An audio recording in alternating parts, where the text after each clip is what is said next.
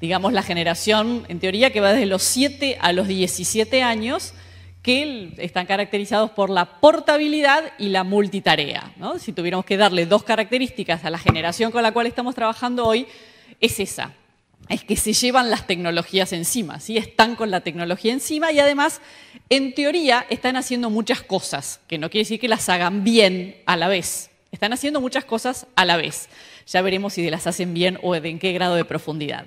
Y un poco planteando el tema de dentro del marco de las jornadas, y que era un poco esta idea de tejer redes, a mí me gustó mucho la idea de esta metáfora de tejer redes, porque primero, dentro digamos, de la etimología de la palabra tejido o tejer, proviene la noción de texto, ¿sí? Una de las acepciones de texto tiene que ver con el tejer, con el entramado y con el diálogo entre distintos elementos.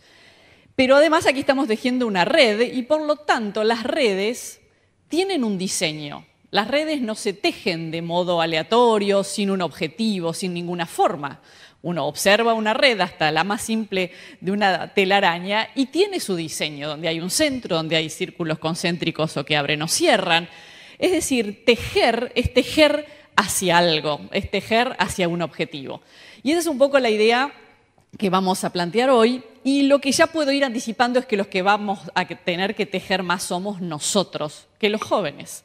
Es decir, siempre el esfuerzo, en este caso va a estar del lado de los docentes o de los papás, porque claramente los que tenemos que dar el salto, los que tenemos que hacer ese esfuerzo de alfabetizarnos en lo que los chicos están manejando, en conocer Facebook, aunque no tengamos o no lo usemos, pero saber por qué lo usan, o hasta saber qué significa escribir con 140 caracteres, ese salto lo tenemos que dar nosotros. O sea que el gran desafío va a estar en el aula y en casa, donde vamos a tener que hacer ese esfuerzo de tejer esta red hacia los chicos.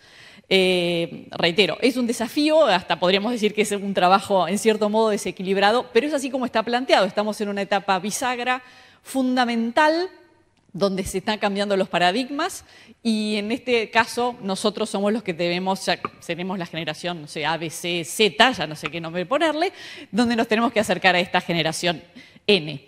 Y esta idea de las 4 pantallas, obviamente, esta es digamos, un correlato también de lo que ha sido el crecimiento y la velocidad de las nuevas tecnologías, pero tiene que ver con que antes había un texto que era una película y se iba a ver al cine, y antes había un texto que era un programa de televisión y lo veíamos en el televisor, y luego había un documento de Word que lo veíamos en la computadora, y hoy vemos la película, el programa de televisión y el documento de Word en el celular.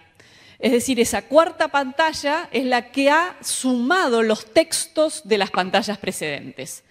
Pero además, antes veíamos una película de 1 hora y media en el cine y veíamos un programa de televisión de 1 hora en la tele y escribíamos un texto de 2 carillas en Word en la computadora. Y hoy vemos el tráiler de 1 minuto 40 de la película de 1 hora y media en el celular.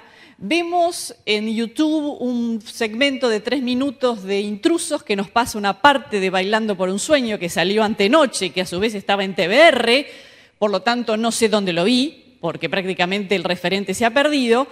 Y por otro lado estoy escribiendo un documento de Word en mensajes de texto que le mando a mi amigo, que es el trabajo práctico que tengo que hacer de geografía, y escribo 14 BBM, donde en teoría le estoy mandando la hipótesis que tengo que redactar. Y eso lo estoy haciendo en el BlackBerry.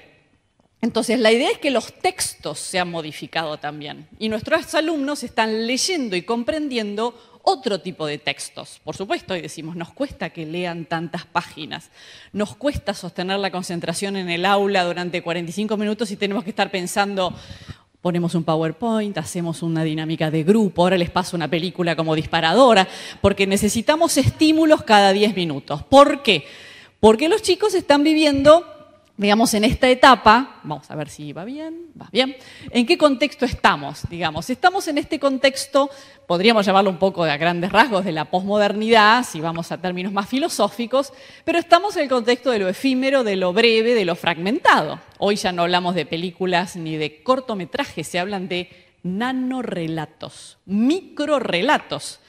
Hay guiones que se escriben en Twitter, es decir, guiones de 140 caracteres, donde se está haciendo una película. Hay festivales de cortometrajes de Twitter, ¿sí? Es decir, donde cada vez la economía del relato, de las palabras, de los textos, nos llevan a esto efímero, a lo fragmentado, a lo inmediato.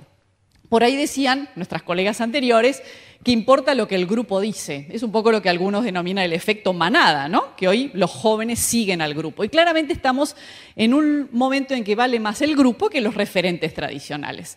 ¿Dónde estaban los referentes tradicionales? Antes estaban en la película, en el programa de televisión, o en casa eran papá y mamá, o era el docente.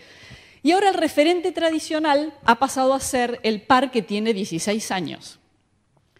Y no lo digo solo en la vida real, en las ficciones, ya que vamos a hablar de realidad y ficción, en cualquier ficción pensada para jóvenes, y estoy pensando en cualquiera del grupo de Cris Morena, por ejemplo, una joven de 15 años que va a dar su primer beso, le pregunta a la de 16, que vive en el mismo orfanato que ella, ¿cómo es dar el primer beso? La de 16 le cuenta la experiencia, hasta es probable que se lo haya dado al mismo muchacho que la otra le va a dar el beso, eso además, y ese es el referente, es decir, es el par que cuenta algo que ha accedido a un contenido que quizás, no sé si era apropiado o no era apropiado, pero que vivió una experiencia que ella aún no.